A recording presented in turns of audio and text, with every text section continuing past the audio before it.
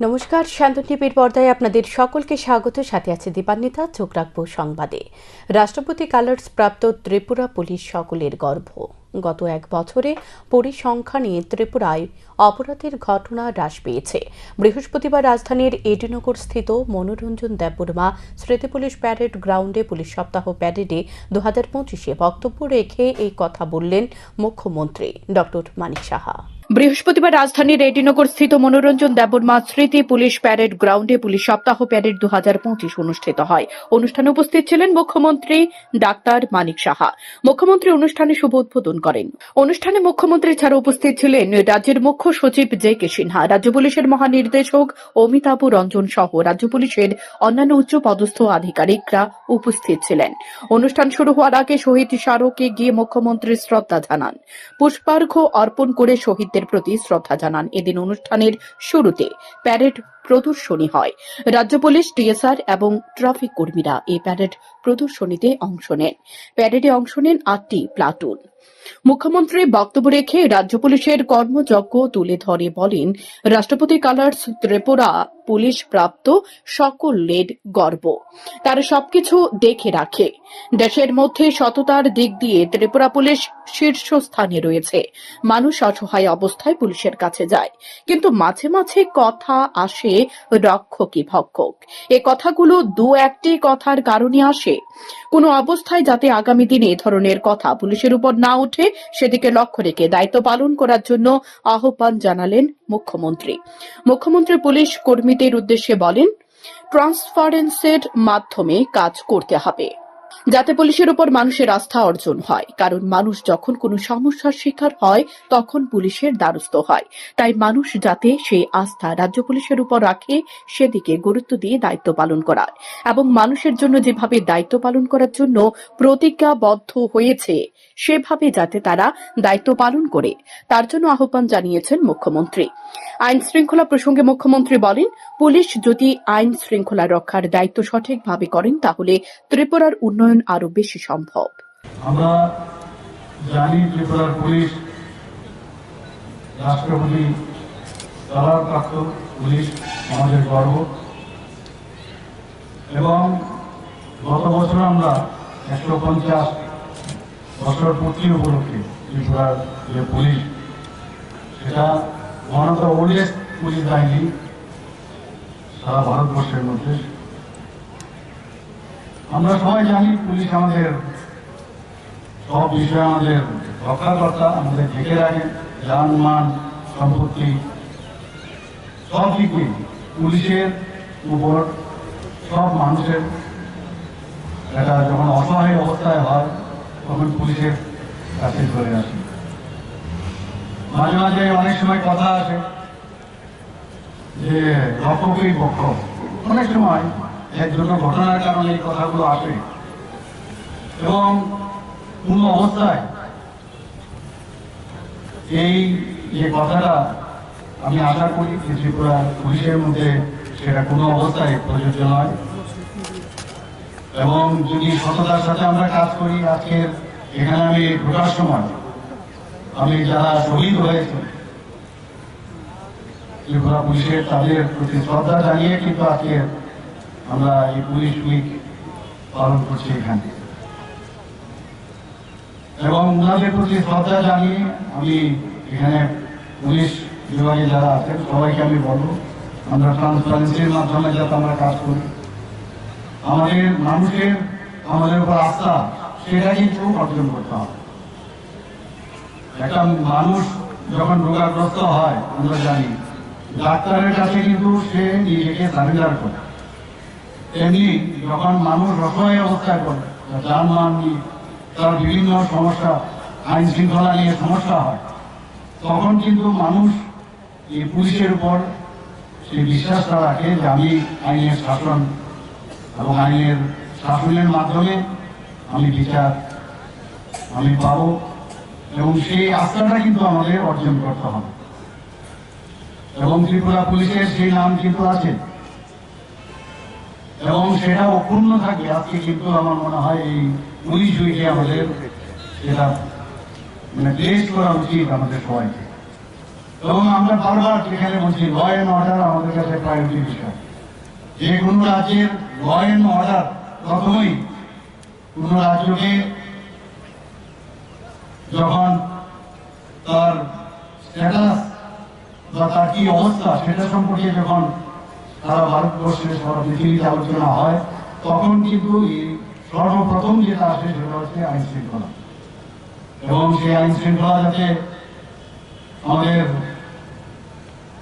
Law and order situation যদি আমরা ঠিক রাখি, তাহলে আমরা মানুষের সারা ভারতবর্ষের তথা সারা পৃথিবীর মধ্যে আমরা কিন্তু সেই যে নাম আমরা সেই নামটা আমরা রাখতে পারবো। এখানে 2023 সালের তুলনায় 2024 সালে সামগ্রিক যে অপরাধ 19.3% হ্রাস পেয়েছে। 28টি রাজ্যের মধ্যে সবসময় আমি কথাটা গর্বের সাথে আমি বলি যে সর্বনিম্ন অপরাধের হারের নিরিখে গত বছর 5th পজিশনে ছিল, এবার 3rd পজিশনে চলে এসেছে। আমি আশা করি এইভাবে আমরা আমাদের যে টার্গেট থাকবে সেটা আরো নিচের দিকে আমাদের থাকা দরকার, এবং আমি নিশ্চিত যে সেটা আমরা নিশ্চয়ই আমরা সেই স্থানটা আমরা অধিকার করতে পারবো। মুখ্যমন্ত্রী বলেন, আইন শৃঙ্খলার দিক দিয়ে ত্রিপুরা 2024 সালে নিচের দিক থেকে 5ম স্থানে ছিল, বর্তমানে 3য় স্থানে রয়েছে, যার কারণে বিভিন্ন অনুষ্ঠানে গিয়ে বিষয়টি গর্বের সাথে তুলে ধরা যায়। আগামী দিনে আরও নিচের দিকে নেওয়ার লক্ষ্য রাখতে হবে। 2024 সালে গত 10 বছরের মধ্যে সবচেয়ে কম অপরাধের পরিসংখ্যান লক্ষ্য করা গেছে।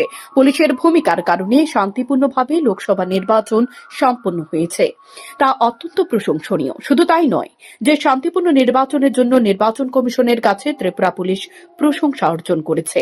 2024 সালে সম্পত্তি সংক্রান্ত অপরাধ 45% হ্রাস পেয়েছে। হামলা এবং আঘাতজনিত অপরাধ 37.2% কমেছে। শারীরিক অপরাধ 38% কমেছে। মহিলাজনিত অপরাধ 55% কমেছে। এর সাথে রাজ্যের অগ্রগতি এবং উন্নয়ন অনুকূল পরিবেশ সৃষ্টি হয়েছে ত্রিপুরায়। রাজ্য সরকারকে যে প্রতিশ্রুতি দিয়েছিল রাজ্য পুলিশ, তা অক্ষরে অক্ষরে পালন করছে। অপরাধমূলক ঘটনা হ্রাস পাওয়ার তথ্যে বোঝা যায়। মুখ্যমন্ত্রী আরও বলেন, জঙ্গি গোষ্ঠীর আত্মসমর্পণের মধ্য দিয়ে বলা যায় ত্রিপুরা জঙ্গি মুক্ত। একই সাথে নেশামুক্ত ত্রিপুরা করতে রাজ্য পুলিশ কঠোরভাবে দায়িত্ব পালন করছে। গত 3 বছরে 1666টি এনডিপিএস ধারা অনুযায়ী নেশা কারবারিদের বিরুদ্ধে মামলা নিয়েছে পুলিশ। 3079 জনকে গ্রেপ্তার করা হয়েছে। 2024 সালে প্রায় 867 কোটি টাকার মূল্যের নেশা সামগ্রী বাজেয়াপ্ত করা হয়েছে। 1.64 কোটি গাঁজা গাছ ধ্বংস করেছে পুলিশ। অপরদিকে অবৈধ অনুপ্রবেশকারীদের বাংলাদেশি ও রোহিঙ্গা নাগরিকদের বিরুদ্ধে কঠোর ব্যবস্থা নিয়েছে পুলিশ। 18% অনুপ্রবেশকারীর বিরুদ্ধে মামলা নেওয়া হয়েছে। 36.6% গ্রেপ্তার বেড়েছে। পাশাপাশি দালালদের গ্রেপ্তার 7 গুণ বেড়েছে। গ্রেপ্তারের সংখ্যাও 40.5% বেড়েছে। সাইবার সংক্রান্ত বিষয় নিয়ে মুখ্যমন্ত্রী বলেন, গত 1 বছরে ত্রিপুরা পুলিশ সাইবার সংক্রান্ত ঘটনা তদন্তে নেমে প্রচুর অর্থ বাজেয়াপ্ত করেছে। সবচেয়ে কম অপরাধের পরিসংখ্যান আমরা দেখতে পাই।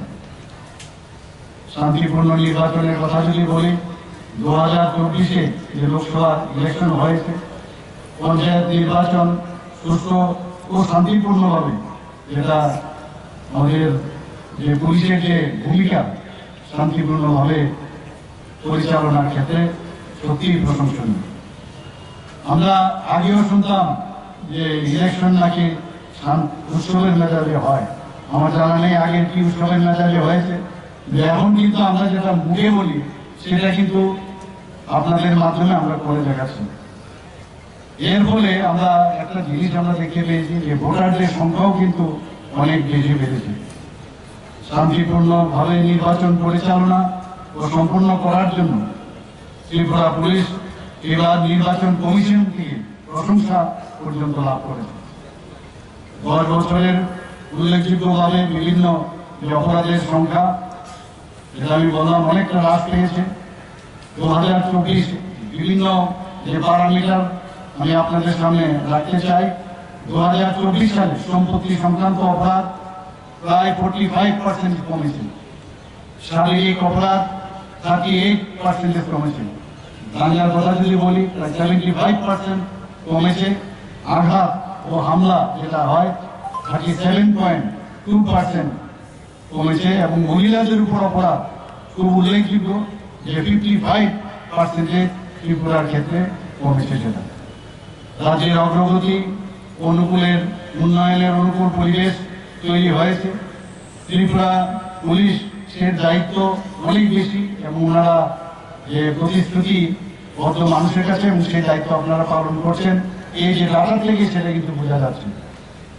গত 2024 সালের 24শে সেপ্টেম্বর জম্পুই জেলায় 7ম ব্যাটালিয়ন টিএসআর হেডকোয়ার্টারে 1173 জন এনএলএফটি এবং এটিডিএফ এর সদস্যরা অস্ত্র সমর্পণের মাধ্যমে স্বাভাবিক জীবন ফিরে এসেছেন, এবং এখন আমরা বলতে পারি যে ত্রিপুরা সন্ত্রাসবাদ মুক্ত ত্রিপুরা।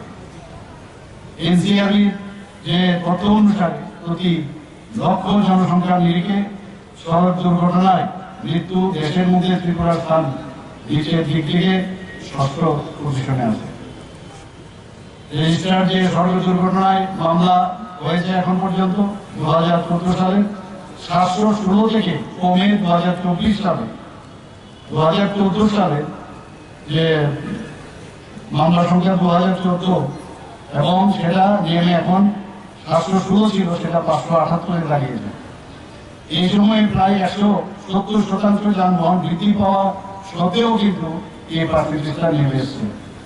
নেশামুক্ত ত্রিপুরা অভিযানে নেশা বিরোধী কার্যকলাপে ত্রিপুরা পুলিশ কঠোরভাবে দায়িত্ব পালন করছে। গত 3 বছরে এনডিপিএস এর মামলা প্রায় 1666টি, এবং 3079 জনকে গ্রেপ্তার করা হয়েছে।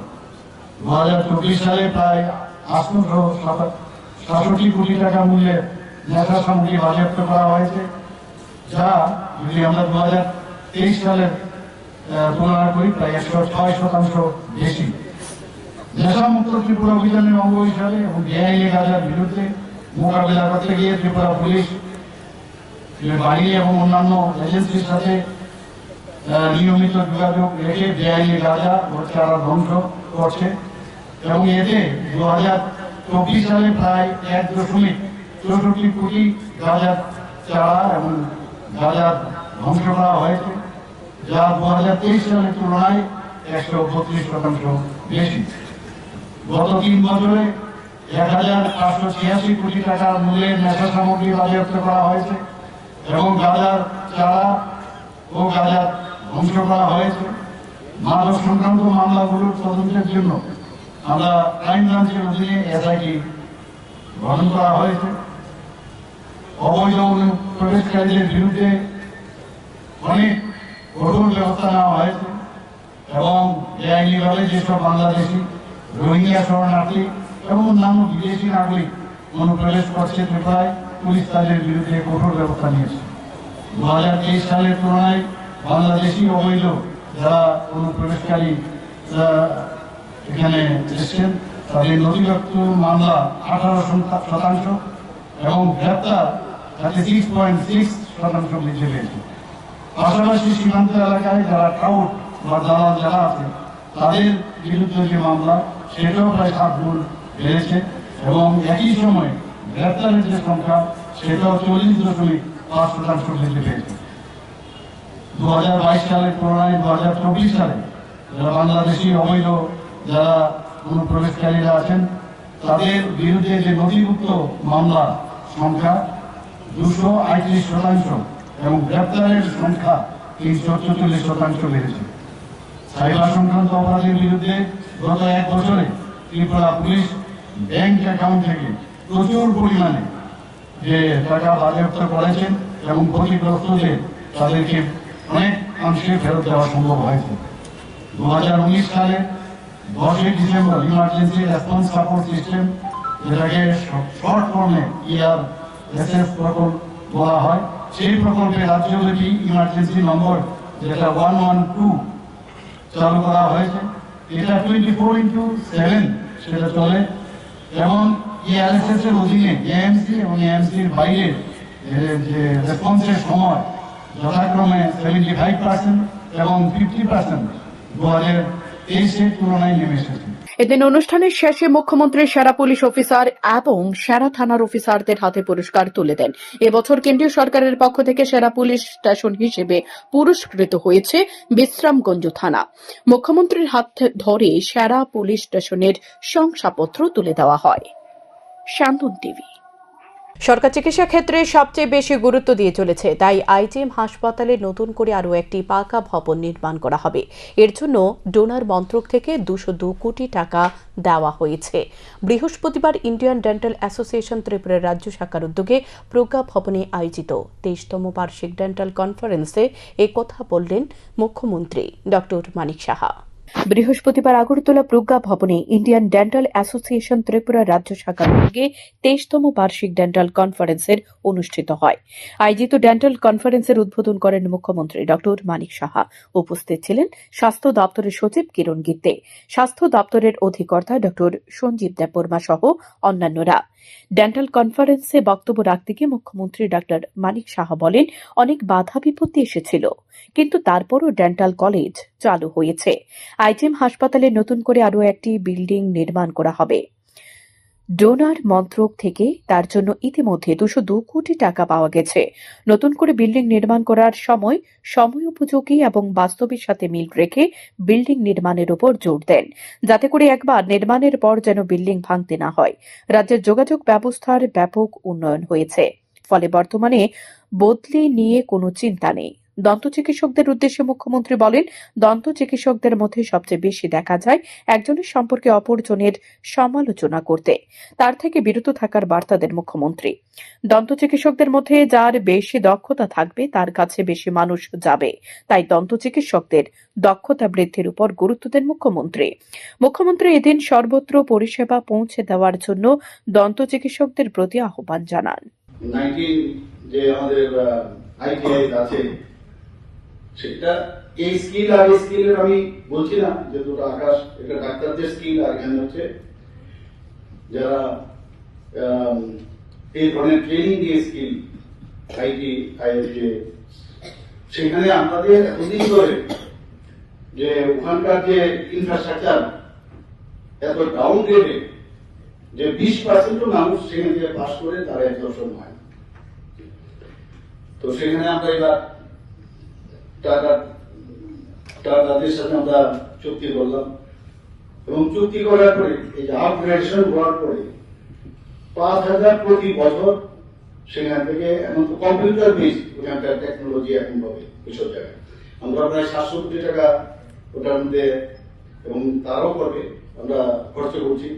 তো সেখান থেকে বেরোলে প্রতি বছর 5,000 ওই জায়গার যারা স্কিল, যারা ট্রেনার, তারা বেরোবার পর প্রতি বছর তারা নিজেরা 100% অ্যাবজর্ব করবে। শুধু আগরতলায় না বা ত্রিপুরাতে নয়, ভারতবর্ষে ইভেন বিদেশেও তারা করবে। তো সেই দিক দিয়ে আমি একটা উদাহরণ দিলাম এবং সেই উদাহরণের কথা বললে আমরা যদি ডেন্টাল সার্জন নিজেদেরকে বলি উই আর অল স্কিলড, এবং স্কিলকে আরো কত বেশি স্কিল করা যায়, যার কাছে বেশি স্কিল থাকবে তত বেশি কিন্তু মানুষ তার কাছে যাবে। খবর ঠিকই যায়, এখানে কয়েকজন আমি জানি ব্যক্তিগতভাবে, বহু কাছে অনেক আছে এমডিএস করে এসছে, তারপরও ও নিজেকে বিডিএস থাকা সত্ত্বেও নিজেকে এত স্কিল ছোট ছোট যে ট্রেনিং, সেই ট্রেনিং গুলো সার্টিফিকেট কোর্স করে এসছে, তার মধ্যে তার ডেভেলপমেন্ট হয়েছে, টাকা পয়সাও এসছে, সেলফ রিলায়েন্ট হচ্ছে, অন্যদেরও এন্টারপ্রেনার হয়ে গেছে, এরকম আমি দেখেছি।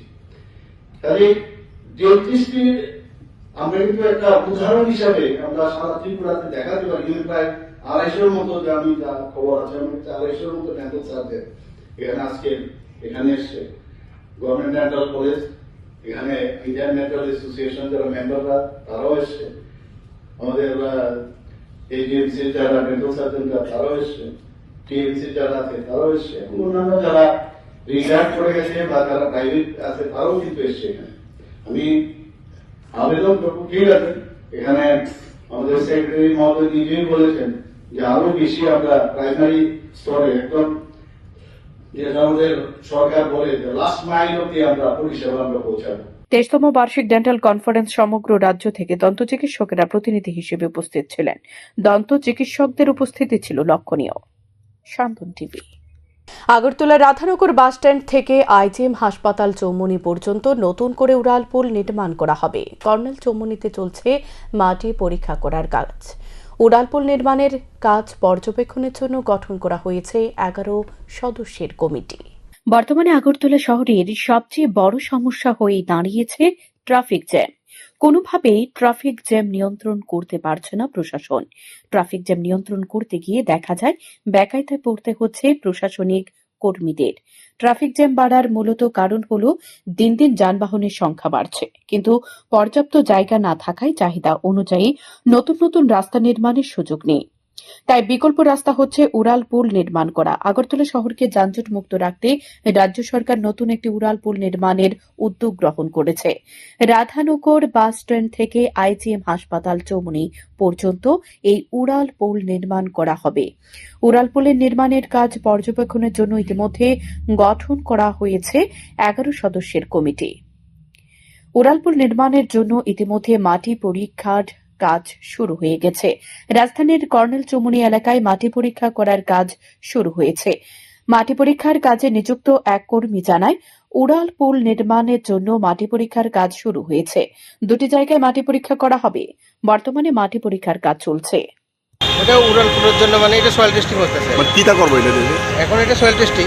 হ্যাঁ হ্যাঁ, তারপরে এখন 2টা স্পটে নেওয়া হবে। একটা হচ্ছে ওই দৈনিক সংবাদ, হ্যাঁ। আর একটা হচ্ছে এখানে। মানে কি কাজ কি শেষ হয়েছে না? না, এখনো শেষ হয় নাই, এখনো চলতেছে। মানে মাটি মানে গর্তর কাজ শেষ হয়েছে? না, এখনো হয় নাই, মানে এখনো চলতেছে আর কি। হ্যাঁ, তো আজকের মধ্যে কমপ্লিট হবে। রাধানগর বাসস্ট্যান্ড থেকে আইজিএম হাসপাতাল চৌমুহনী পর্যন্ত উড়ালপুল নির্মাণের সিদ্ধান্ত সময় উপযোগী তা বলার অপেক্ষা রাখে না। কারণ যেভাবে আগরতলা শহরে দিনের পর দিন যানবাহনের সংখ্যা বৃদ্ধি পাচ্ছে, তাতে আগরতলা শহরকে যানজট রাখার কষ্টকর হয়ে দাঁড়িয়েছে। এ পরিস্থিতিতে উড়ালপুল একমাত্র আগরতলা শহরকে যানজটের হাত থেকে মুক্ত রাখতে পারে। সাতন টিভি। বৃহস্পতিবার রাজধানী ক্ষুদিরাম বসু ইংরেজি মাধ্যম বিদ্যালয়ে এক অনুষ্ঠানের মধ্য দিয়ে ছাত্রীদের হাতে বাইসাইকেল তুলে দেওয়া হয়। ছাত্রীরা যাতে পড়াশোনার ক্ষেত্রে আরও এগিয়ে যেতে পারে সেদিকে লক্ষ্য রেখে এই বাইসাইকেল বিতরণ করা হয়। অনুষ্ঠানে উপস্থিত ছিলেন সাংসদ রাজীব ভট্টাচার্য। তিনি সংবাদ মাধ্যমের মুখোমুখি হয়ে বলেন, ভারতবর্ষের পরম্পরা মাতৃশক্তিকে জাগরণ করা। রাজ্য সরকার বিভিন্ন পরিকল্পনার মধ্য দিয়ে মাতৃশক্তিকে জাগরণ করার চেষ্টা করছে। দেশের প্রধানমন্ত্রী নরেন্দ্র মোদী পার্লামেন্টে মহিলা বিল পাশ করেছেন। মহিলাদের আত্মনির্ভর করতে বর্তমান কেন্দ্রীয় সরকার কাজ করেছে বলে জানান সাংসদ। পরে তিনি এবং অন্যান্য অতিথিরা ছাত্রীদের হাতে বাইসাইকেল তুলে দেন। জানি যে আমাদের এই ভারতবর্ষের একটা পরম্পরা রয়েছে যে আমাদের মাতৃশক্তিকে জাগরণ করা, এবং আপনারা জানেন ইতিমধ্যে আমাদের দেশের যশস্বী প্রধানমন্ত্রী নরেন্দ্র মোদীজির নেতৃত্বে সরকার মহিলা বিল পার্লামেন্টে পাস করা হয়েছে। অর্থাৎ মহিলাদের যে সংরক্ষণ, মহিলাদের আত্মনির্ভর করা, সেই লক্ষ্যমাত্রা রেখে আমাদের যশস্বী প্রধানমন্ত্রী কাজ করছেন। তৎসঙ্গে আমাদের এই ত্রিপুরা রাজ্যেও আমাদের এই ডাবল ইঞ্জিনের সরকার মাতৃশক্তিকে জাগরণ করার জন্য বিভিন্ন পরিকল্পনার মাধ্যমে তাদেরকে উৎসাহিত করার একটা প্রয়াস চলছে।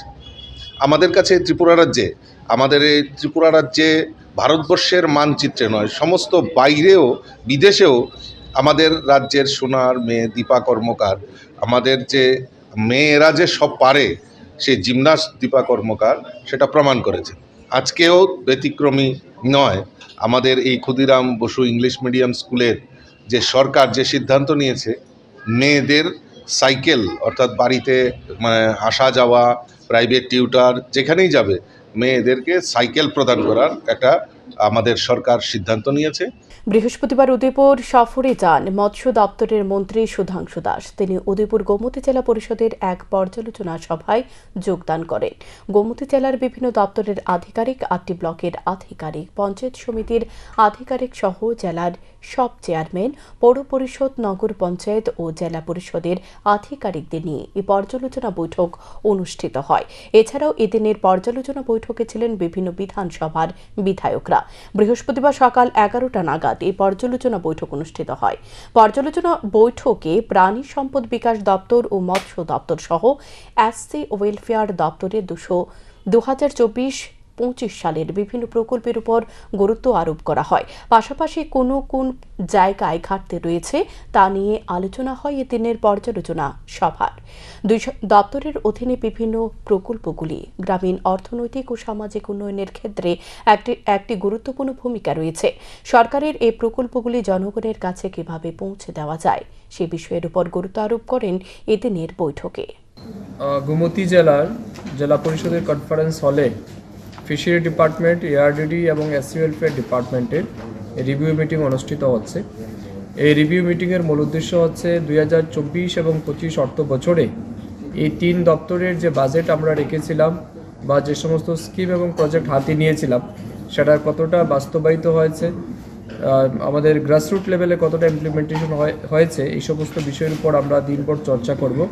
আমাদের আজকের এই রিভিউ মিটিংয়ে আমাদের এই জেলার যারা মাননীয় বিধায়ক রয়েছেন ওনারা আছেন, জেলা পরিষদের সভাধিপতি, সহকারী সভাধিপতি, পঞ্চায়েত সমিতির চেয়ারম্যান, ভাইস চেয়ারম্যান থেকে শুরু করে উচ্চপদস্থ আধিকারিক সবাই রয়েছেন। আগামী 18 জানুয়ারি অনুষ্ঠিত হতে চলেছে রাজ্যের অন্যতম স্বনামধন্য শিক্ষা প্রতিষ্ঠান এনআইটি এর 17তম সমাবর্তন অনুষ্ঠান। এই অনুষ্ঠানটি হবে স্বামী বিবেকানন্দ সেমিনার হলে। প্রধান অতিথি হিসেবে উপস্থিত থাকবেন শিবপুর IIEST এর প্রাক্তন অধিকর্তা পদ্মশ্রী অধ্যাপক অজয় কুমার রায়। এই সমাবর্তন অনুষ্ঠানের মধ্য দিয়ে 48 জন PhD, 86 জন এমটেক, 26 জন MCA, 23 জন MBA, 30 জন MSc, 844 জন বিটেক, 55 জন BS, 20 জন BT, 39 জন BSMS এবং 5 জন BTMT স্নাতকোত্তর ডিগ্রি শংসাপত্র প্রদান করা হবে। বোর্ড অফ গভর্নরের চেয়ারম্যান বিনোদ বাউরি এই সমাবর্তন অনুষ্ঠানে সভাপতিত্ব করবেন। বৃহস্পতিবার আগরতলা প্রেস ক্লাবে এক সাংবাদিক সম্মেলনে এনআইটি এর তরফে এমনটাই জানানো হয়েছে। January 16th, 2025.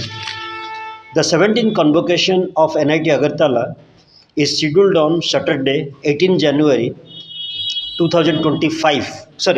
2025. There is a typo here.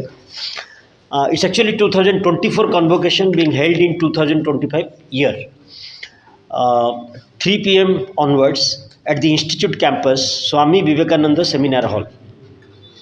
Padma Shri Professor Ajay Kumar Rai, former Director IIEST Shibpur, a retired professor from IIT Kharagpur, has kindly consented to be the chief guest of the function and he will deliver the convocation address.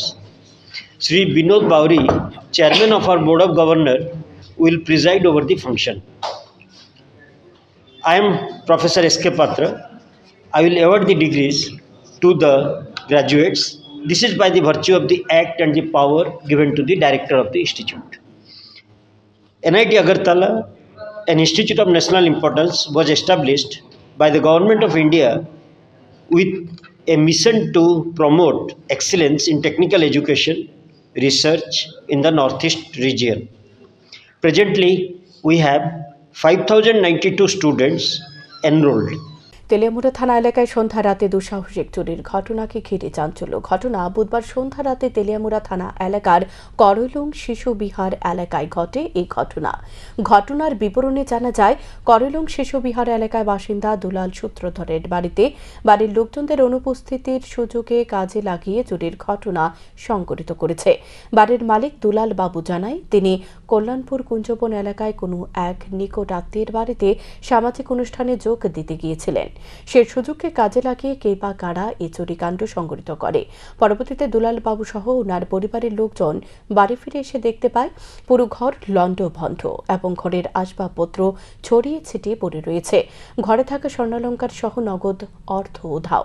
পরবর্তী সময়ে ঘটনার খবর পেয়ে তেলিয়ামুড়া থানার police ঘটনাস্থলে পৌঁছায়। তারপর ঘটনার তদন্তে নামে। আমরা তো 4টার সময় আমরা গেছিলাম ওই কুঞ্জবন, সাদের নিমন্ত্রণ আসলো। আচ্ছা, সাদের নিমন্ত্রণ দেখেছিলাম আমরা সব ফ্যামিলি এক করে গেছি। ঘর বাড়ি তালা আমরা গেছি। ধরুন আমরা যাওয়ার পরে 7টা বাজে বাইক ঢুকছি। 7টা বাজে বাইক ঢুকছি, গেট তো সামনে তালা ঠিক আছে, তালা খুলছে আমার বউয়ে, খুললে ঘর উঠানো আছে। উঠানো এসে মেইন ঘরে তালা খুলছে, ঠিক আছে। এরপরে মেইন ঘরে তালা খুললে দেখে ঘরের মাঝখানে এই সমস্ত জিনিসপত্র লুটপাট কইরা ভাঙ্গে সিঙ্গে সব সাজাইতে রাখছে, খোলা মেলা দরজা, সুকেস, ডয়ার, ওই পয়সার একটা ইয়ে আসলো নিচে না চালে, ব্যাংক আসলো, ব্যাংকটা ইয়ে ভাঙছে ভাইয়া। হ্যাঁ, এরপরে এর ভিতরে আসলো টাকা আসলো, ডয়ার আসলো 5,000 টাকা, আমার সুকেস আসলো 5,000 টাকা, স্বর্ণের একটা সিন আসলো, একটা আংটি আসলো, মায়ের 2 জোড়া কানে আসলো, এবার নাগের আসলো, এরপরে নাইন আসলো, কি দাম আসলো একটা, গলার আসলো একটা, অন্তত 1 ভরি স্বর্ণ হইব। সব মিলে আনুমানিক মনে করেন আপনার কত টাকার ক্ষয়ক্ষতি হয়েছে? সব মিলে প্রায় মিলে গিয়া প্রায় লাখ টাকা তো স্বর্ণের ভরি তখন কত 90,000 টাকা ভরি, তাহলে আমার 10 নিছে না ক্যাশ, তাহলে 1 লাখ টাকা নিছে, 1 লাখ টাকার মতো নিছে। মহিলা মহাবিদ্যালয়ের এনএসএস এর পক্ষ থেকে যান চালকদের সতর্ক করার উদ্যোগ গ্রহণ করা হয়েছে, কারণ প্রতিদিন দুর্ঘটনা বেড়ে চলেছে। লক্ষ্য করা যাচ্ছে সিট বেল্ট না বাঁধার কারণে এবং হেলমেট পরিধান না করার কারণে প্রতিদিন গাড়ি এবং বাইক দুর্ঘটনায় তরতাজা যুবক প্রাণ হারাচ্ছে। তাই সকলকে সচেতন হতে এবং প্রশাসনিক নিয়মকানুন মেনে চলার জন্য আহ্বান জানাতে এদিন লিফলেট বিতরণ করা হয়। পাশাপাশি সকলকে সতর্ক করা হয়েছে তারা যাতে অবশ্যই গাড়ি বা বাইক দ্রুত গতিতে না চালায়। পক্ষ থেকে বর্তমান সময়ে আমরা লক্ষ্য করছি যে যান দুর্ঘটনা যেভাবে বৃদ্ধি পাচ্ছে, যার ফলে অনেক তরতাজা প্রাণ অঝরে ঝরে রয়েছে। যার কারণ হিসেবে আমরা লক্ষ্য করছি যে সিট বেল্ট না বাঁধা, হেলমেট না পরা, ট্রাফিক সিগন্যালকে মান্যতা না দেওয়া এবং দ্রুত বাইক চালানো। সেই জন্য যেহেতু এটা রোড সেফটি মান্থ চলছে, সেই জন্য আজকে আমরা ওমেন্স কলেজ এনএসএস ইউনিটের পক্ষ থেকে পথ চলতে সকলকে সতর্ক করার জন্য সকলের মধ্যে লিফলেট দিচ্ছি। এখনকার মতো সংবাদ এ পর্যন্তই। চোখ রাখুন স্যান্দন টিভির পর্দায়। নমস্কার।